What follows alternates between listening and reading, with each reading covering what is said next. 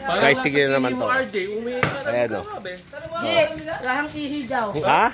Tapos ang ibon. Ayun o, pati bahay ng ipin o. Ha? Tanong ano daw. Kain kayo para malaman nyo. O, kain kayo. Ayan o. Ano yan? Tubo. Tubo. Palo sa ulo. Tubo. Hindi. Nakakataas ba ng sugar yan? Ayan guys, yung tubo guys o. Tanim namin yan dito o. Oh, ayan o. May nangihingi pang isa o.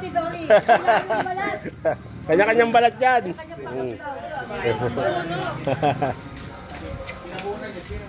Si Amano nagagalit. Kumakain dito. Alat-alat daw yung sa lang. Ito, DJ o. Ito, DJ o. Tabang yan. Ha? Itong tubo na to guys, dito yung galing. Sa aming kunting tanim mo, nagyayabangan pa sila ng tubo. Matamis, matamis. O, tubo kayo guys, tubo. Ay, meron kami alagang tubo rito. Ayun o. Ayun o. O, ayan o. Jaya! Jaya! Ayan siya guys. Yung aming tanim na tubo. O, meron ng ibang pang-ani. Tapos itong iba, medyo maliliit pa. Pero, yan, lalaki rin yung mga yan. So, kung meron kayong bakanting lupa, ayan, taniman nyo na ito. Mag-i-enjoy kayo sa pagkain ng tubo. Oh, bumalik sa pagkabata itong mga to. Oh. Interview natin isang bata. Ano? Ano lasa? Ngayon ka lang ba nakakain yan? Sabi niya, niluluwa pala yung bala. Sisip-sip lang.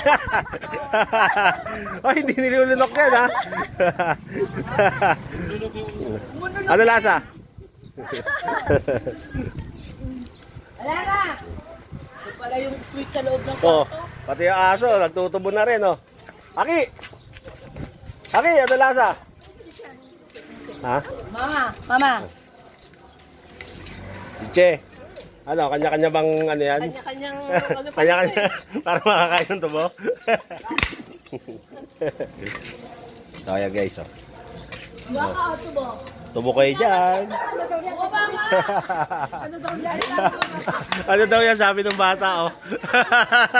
Oh, yung mga matatanda, sarap na sarap, oh. Sabi nyo nanay ko, kumakain ng kahoy. Salahan tayo. Yung mga magulang namin, wala na makain. Kahoy pinakain. Oh, tonto ay matatanda guys, oh. Talong naman ng mga bata, ano raw yung kinakain nila. Oh.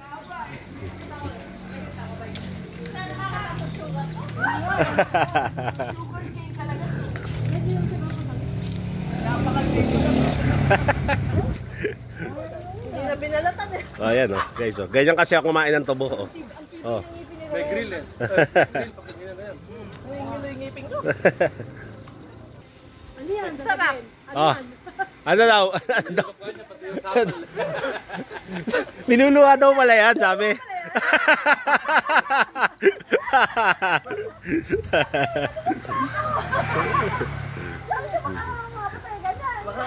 Kinakain niya sa